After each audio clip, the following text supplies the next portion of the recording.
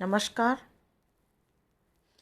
प्रिय विद्यार्थियों, आज के इस व्याख्यान में पुनः आप सबका हार्दिक स्वागत है। जैसा कि आप जानते हैं, मैं बीए तृतीय वर्ष के बच्चों को विदुर नीति का अध्ययन करवा रही हूँ और इससे पहले के वीडियो में मैंने आपको श्लोक संख्या 50 तक मैंने आपको अध्ययन करवा दिया था। आज हम फिर पुनः उसी क्रम में आगे बढ़ते हैं और 51वें श्लोक से मैं आपको पढ़ाना प्रारंभ करती हूँ, तो आप अच्छे से देखिए।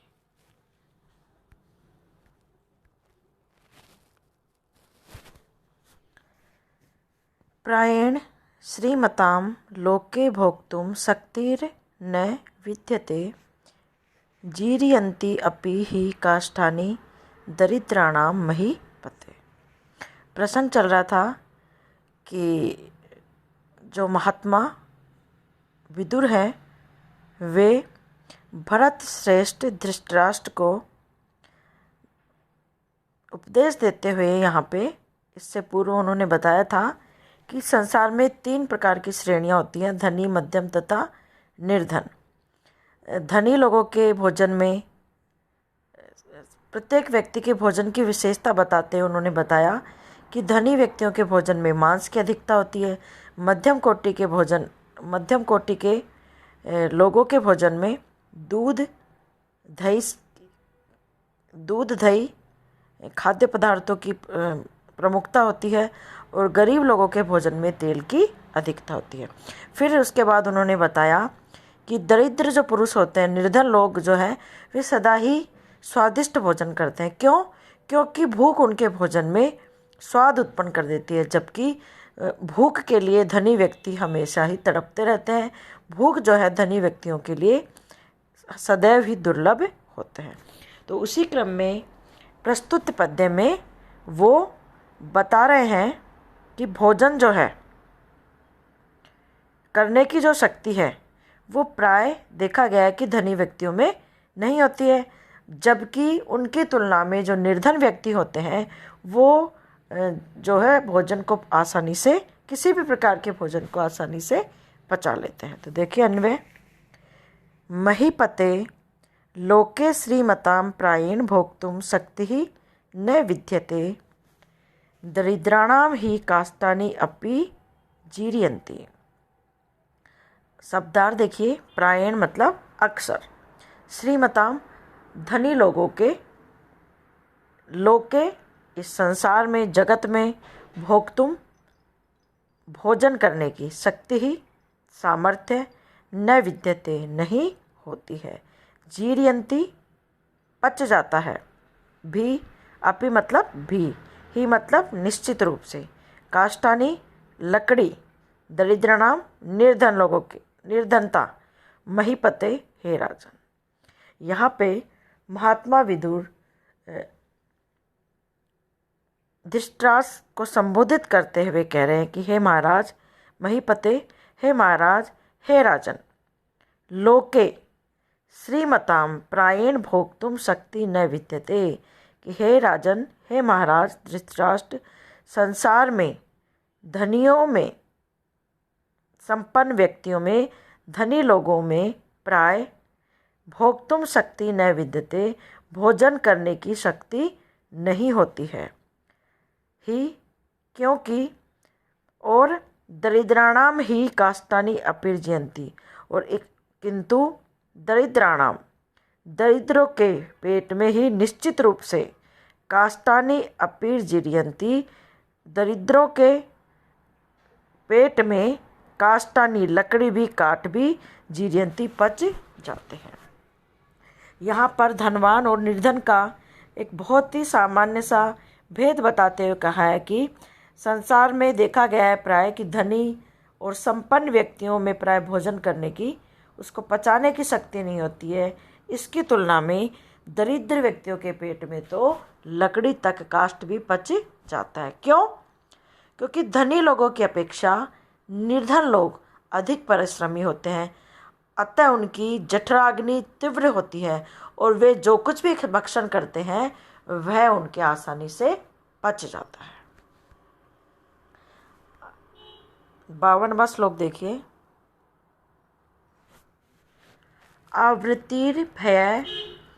आवृत्तिर्भयम् अत्यानां मध्यानां मरणाद् भयम् उत्तमानां तु मत्र्याणाम् अवमानात् परम भयम्। यहाँ पे अब आप अन्वय देखिए। अत्यानाम आवृत्ति ही भयम, मध्यमानां मरणात् भयम, उत्तमानां मत्र्याणां तु अवमानात् परम भयम। यहाँ पर संसार के प्रत्येक व्यक्ति का जो भय है, डर है, वो भी अलग अलग होता है। उसी के विषय में बताते हुए विदुर जी यहाँ पे कह रहे हैं। इससे पूर्व शब्दार्थ देखिए। आवृत्ति ही जीविका, भयम डर, अत्यानाम अधम जनों का, मध्यानाम मध्यम वर्ग के लोगों का, मरणात् मृत्यु से, भयम भय लगता है, उत्तमानाम उत्तम कोटि के मनुष्यों को तो अवमानात् अपमान से, परम भयम बड़ा भय। देखिए उनको महाराज धृतराष्ट्र को संबोधित करते हुए कह रहे हैं कि अत्यानाम आवृत्ति ही भयम, अधम पुरुषों को, अधम जो कैटेगरी इन्होंने जो श्रेणी बताई है, अधम, मध्यम और उत्तम, तो यहाँ पे अधम पुरुषों के लिए बता रहे हैं कि अधम अत्यानाम अधम पुरुषों को आवृत्ति ही भयम, जीविका न होने से भय लगता है। रोजगार, जीविका मतलब जीवन का आधार है ना, जीविकोपार्जन या रोजगार न होने से उनको सबसे बड़ा भय लगता है। तो अत्यानाम आवृत्ति ही भयम, अधम पुरुषों को जीविका न होने से भय लगता है। मध्यमानाम मरणात् भयम, मध्यम श्रेणी के मनुष्यों को मरणात् भयम मृत्यु से भय लगता है। उत्तमानाम मत्र्याणाम तु अवमानात् परम भयम, परंतु उत्तमानाम उत्तम श्रेणी उत्तम कोटि के मनुष्यों को तो अवमानात् परम भयम अपमान से ही महान भय होता है। प्रस्तुत पद्य में बताया गया कि संसार में प्रत्येक व्यक्ति को, जो संसार में उत्पन्न होता है, प्रत्येक व्यक्ति को चाहे अधम, मध्यम और उत्तम, प्रत्येक व्यक्ति को भय सब लगता है, सभी में भय होता है, किंतु सभी के भय की अलग अलग स्थिति होती है। अलग अलग स्थिति के लोगों को भी भय भी, डर भी अलग अलग प्रकार का होता है। निम्न कोटि के लोगों को अपना जीवन साधन अर्थात आजीविका के उपाय के विषय में चिंतित रहता है और वे जीविका उपार्जन या आजीविका के भय से भयभीत रहते हैं। इसकी तुलना में जो सामान्य जन है, उनको प्रतिक्षण उनको मृत्यु से भयभीत रहते हैं, तथा उच्च श्रेणी के जो लोग हैं, सम्मान को ही अनुपम धन मानने वाले, वे अपने अपमान से भय खाते हैं। वस्तुतः कहा भी गया है कि ही महताम धनम, मानो ही महताम धनम। अगला देखिए।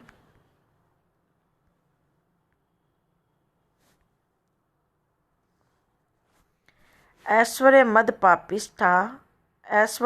पापिष्ठा मदः पान मदादयः ऐश्वर्य मद मत्तो ही न पतित्वा विभूतियते। अन्वय देखिए। पानम दादायः मदः किंतु ऐश्वर्य मद पापिष्ठः एव मदः ही ऐश्वर्य मद मतः आपतित्वा न विभुध्यते। शब्दार्थ देखिए। ऐश्वर्य मद पापिष्ठा, ऐश्वर्य के मध्य में उन्मत्त लोग, पापिष्ठा सबसे बुरे होते हैं।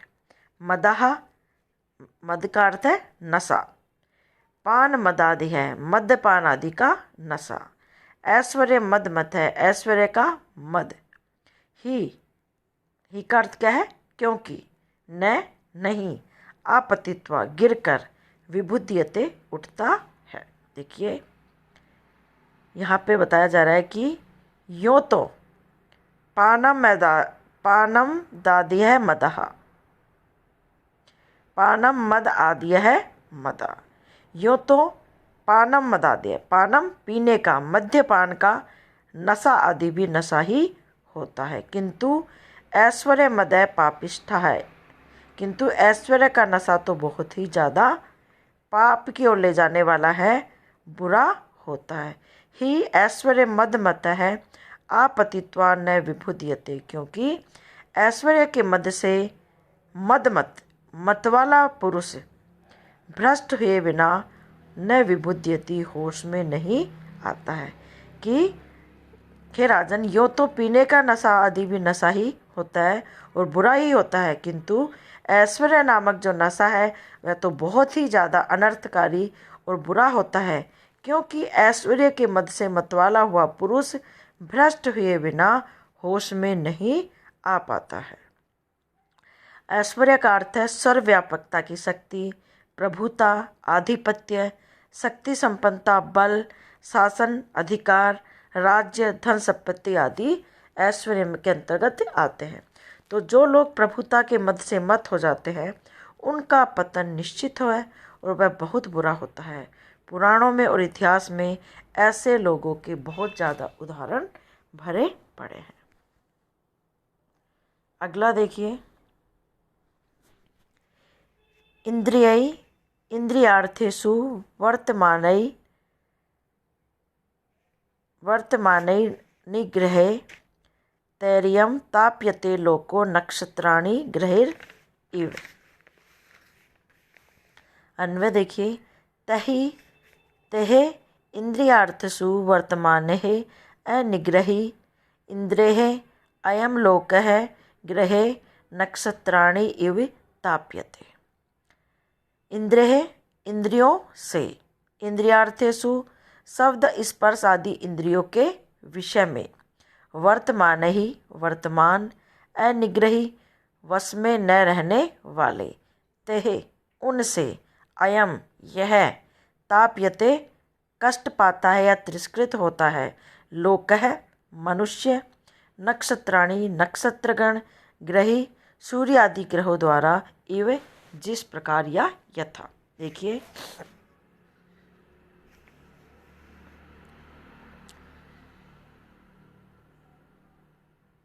तह इंद्रियार्थेषु वर्तमानहि अनिग्रही इंद्रिय अयम लोक है। इंद्रियार्थेषु अनिग्रह है ना, क्या कह रहे हैं कि वश में न होने के कारण,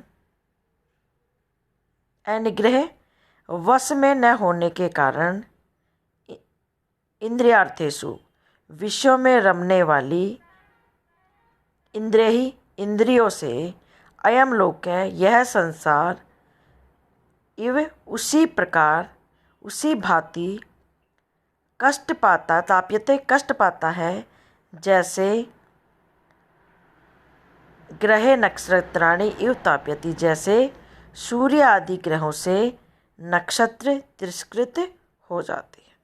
देखिए, अनिग्रही वश में न होने के कारण, इंद्रियार्थेषु विषयों में रमने वाली, इंद्रिय इंद्रियों से, अयम लोक है यह संसार, इव ताप्यते उसी प्रकार उसी भांति कष्ट को पाता है, जैसे ग्रही नक्षत्राणि, जैसे सूर्य आदि ग्रहों से नक्षत्र कष्ट पाता है, तिरस्कृत किया जाता है। देखिए, यहाँ बताया गया है कि इंद्रिय शरीर के वे अवयव हैं जिनसे भारी विषयों का मनुष्य को ज्ञान होता है। ये दो प्रकार के होते हैं, कर्मेंद्रियाँ, ज्ञानेंद्रियाँ या बुद्धि इंद्रियाँ। हाथ, पाँव, वाणी, गुदा और उपस्थ ये कर्मेंद्रिय है, तथा आँख, कान, नाक, जीभ और त्वचा ये ज्ञानेंद्रिय होती हैं। कुछ लोग मन को भी इंद्रिय मानती है, तो इस प्रकार से 5 कर्मेंद्रिय, 5 ज्ञानेंद्रिय और 1 मन, ये 11 प्रकार की इंद्रियाँ मानी गई है। इंद्रियार्थ का तात्पर्य वे विषय जिसका ज्ञान इंद्रियों के द्वारा होता है, जैसे रूप, रस, शब्द, स्पर्श और गंध, इनका ज्ञान मनुष्य को ज्ञानेंद्रियों से होता है। शरीर को इंद्रियायतन कहते हैं और इंद्रियों के समूह को इंद्रियग्राम कहा जाता है। हितोपदेश में भी कहा गया है कि यह इंद्रियों का समूह इतना शक्तिशाली है कि विद्वान को भी यह अपनी ओर खींचता है। बलवान इंद्रिय ग्रामो विद्वांसम अपि अपकर्षति। और नक्षत्र का अर्थ होता है तारा। नक्षति शोभाम गच्छति इति नक्षत्र। ग्रह सूर्य की परिक्रमा करने वाले को तारा कहते हैं और ग्रहाधीश सूर्य है। ग्रहों का अधीश जो है, अधिष्ठाता जो है सूर्य है। इंद्रियां सचमुच में बड़ी चंचल होती हैं और ये शक्तिशाली से शक्तिशाली व्यक्ति को भी भ्रमित कर देती हैं और डांवाडोल कर देती हैं। अगला देखिए, यो जितः पंचवर्गेण सहेजान सहजेनात्मकर्षिणा आपद तस्य वर्धन्ते शुक्ल पक्ष इवो डुराट। अन्वय देखिए, यह सहजेन आत्मकर्षिणा पंचवर्गेण जितः तस्य आपद शुक्ल पक्षे उडुराट इव वर्धन्ते। यह मतलब जो, जितः जिसने जीत लिया है, पंचवर्गेण पंच ज्ञानेंद्रियों के द्वारा, सहजेन आसानी से, आत्मकर्षिणा अपनी ओर आकर्षित करने वाली, आपदः आपत्तियाँ, तस्य उसकी, वर्धन्ते बढ़ती है, शुक्ल पक्ष है शुक्ल पक्ष में, इव उड्डुराट चंद्रमा की तरह। देखिए, यह जो मनुष्य सहजेन आत्मकर्षिणा पंचवर्गेण जित है, कि जो मनुष्य इस संसार में, या जो मनुष्य आत्मकर्षिण है, जीवों को वश में करने वाली पंचवर्गेण, सहज ही 5 इंद्रियों से जीत लिया गया है। यह जो मनुष्य जीवों को वश में करने वाली, आत्मकर्षिणा अपनी ओर आकर्षित करने वाली, सहज 5 इंद्रियों से जीत लिया गया है, तस्य आपदय उसकी आपत्तियाँ, शुक्ल पक्ष से उडुराट इव वर्धन्ते उसकी आपत्तियाँ शुक्ल पक्ष के चंद्रमा की भांति बढ़ती जाती है। क्या कह रहे हैं कि जो मनुष्य जीवों को वश में करने वाली सहज 5 इंद्रियों से जीत लिया जाता है, उसकी आपत्तियाँ शुक्ल पक्ष के चंद्रमा की भांति निरंतर बढ़ती रहती है। अतः मनुष्य को इन इंद्रियों को कभी भी इतनी छूट नहीं देनी चाहिए। इन पर नियंत्रण करना अर्थात इंद्रिय का दमन ही इनको वश में करने का एकमात्र उपाय होता है। इनको छूट देना या इन्हें तृप्त करने के लिए अवसर देना है, वैसे ही है जैसे आग को बुझाने के लिए उसमें घी डालना। ठीक है, तो बच्चों जो मैं आपको पढ़ाती हूँ आप उसको अच्छे से घर पे पढ़ें। और आज इतना ही, कल के वीडियो में पुनः आपसे भेंट होती। तब तक धन्यवाद।